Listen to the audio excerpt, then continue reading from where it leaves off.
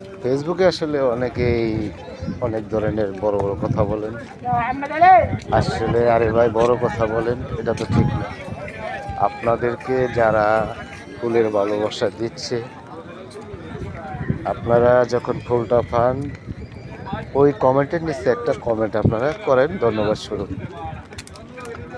কিন্তু দেখা গেছে কি, আপনারা কি যারা আপনাদেরকে ফুল দিচ্ছে, ভালোবাসা দিচ্ছে, তাদের আইডিতে আপনারা যান না, কিন্তু আপনারা বড় বড় কথা বলেন যে আমার 5 লাখ পরিবারের ভালোবাসা নিয়ে যান, 3 লাখ পরিবারের ভালোবাসা নিয়ে যান।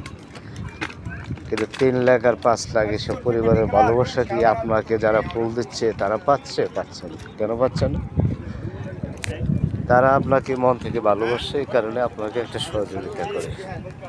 তো সহযোগিতা করার পিছনে কিন্তু আপনি নিজে তাদের বাড়িতে যান কিনা, এটা হলো মূল বিষয়। তা আমি মনে করি যারা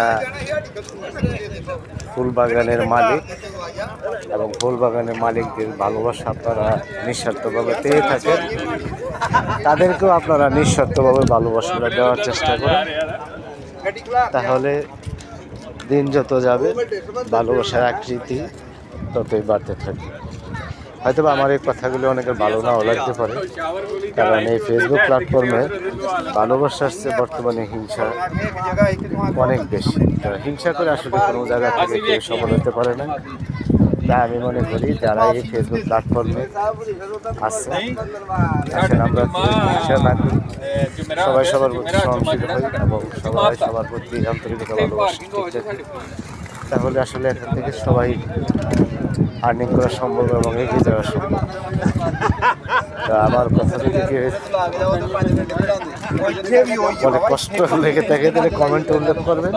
হ্যাঁ, আপনাদের মতামত জানাবেন যে আমার কথাগুলি কি ভালো না মন্দ। যদি মন্দ হয় সেটা আপনারা জানাবেন, ভালো হলে সেটাও জানাবেন।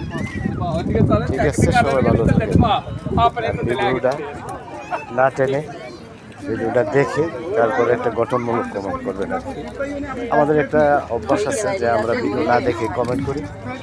ভিডিও না দেখে কমেন্ট করে লাভ নেই, কারণ আমরা হয়তো বা মনে করি যে ফেসবুক কোনো কিছু বোঝে না। ফেসবুক সবই বুঝে। ফেসবুক না বুঝলে ফেসবুক আমাদেরকে বিভিন্ন সুযোগ সুবিধা দিচ্ছে কেন, কীভাবে? হ্যাঁ, তাই বলি সবাই ভিডিও দেখে তারপর কমেন্ট করবেন।